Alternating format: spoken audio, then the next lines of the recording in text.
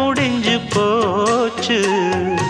ஈசான மூலையில லேசான பள்ளி சத்தம் மாமன் பேர சொல்லி பேசுது. ஆறாத சோகந்தன்ன தீராம சேர்த்து வச்சு ஊரும் சேர்ந்து என்ன ஏசுது. மாமா மாமா உன்னத்தானே எண்ணி நானும் நாளும் தவித்தேனே.